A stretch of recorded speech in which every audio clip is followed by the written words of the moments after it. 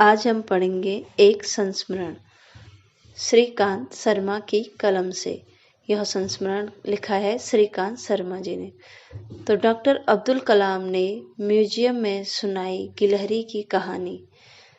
राष्ट्रपति के तौर पर डॉक्टर अब्दुल कलाम का एक कार्यक्रम चित्रकूट में था।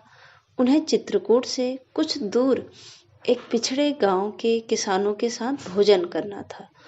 उस कार्यक्रम की नवभारत टाइम्स में कवरेज के लिए मैं दिल्ली से चित्रकूट गया था।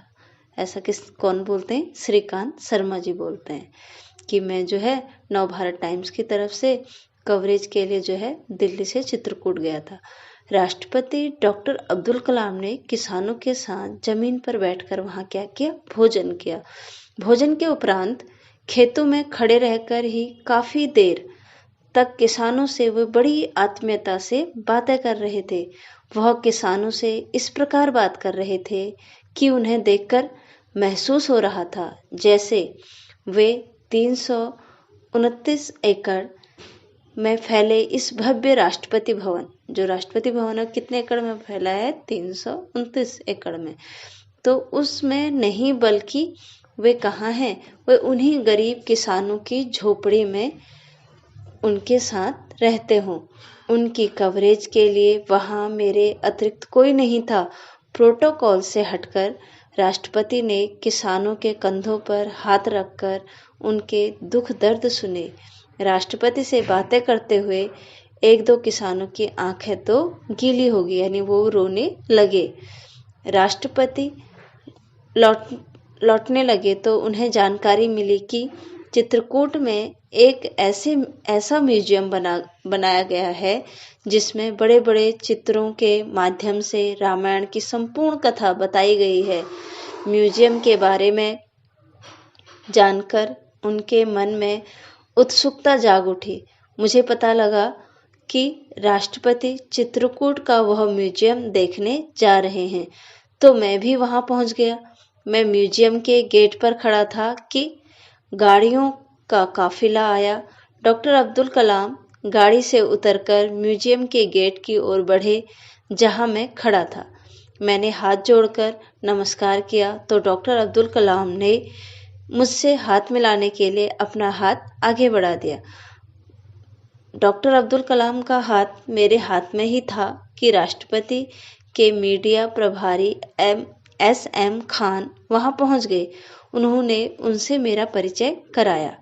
म्यूजियम के अंदर वह जब एक चित्र देख रहे थे तो अचानक उनकी दृष्टि कुछ दूरी पर लगे एक अन्य चित्र पर गई और वह बिल्कुल मासूम बच्चे की तरह उछलकर उस दूसरे चित्र के सामने जा पहुंचे। उनके मुंह से बेखस्ता निकला, यानी अचानक निकला, ओ माई रामेश्वरम। फिर वह उस चित्र के साथ खड़े होकर बोले, photographer, photo photo, this is my Rameswaram. यह मेरा रामेश्वर है। उस चित्र में रामेश्वरम का वह तट प्रदर्शित था जहां श्री राम ने लंका पर चढ़ाई करने के लिए समुद्र से मार्ग देने का आग्रह किया था और उसके तट पर शिवलिंग की स्थापना कर शिवजी की पूजा की थी।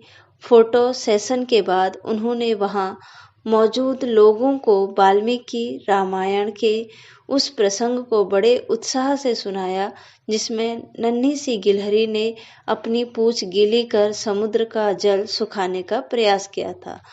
डॉक्टर अब्दुल कलाम का भारतीय संस्कृति से कितना लगाव था, इसकी एक झलक जो है इस अन्य प्रसंग में भी है।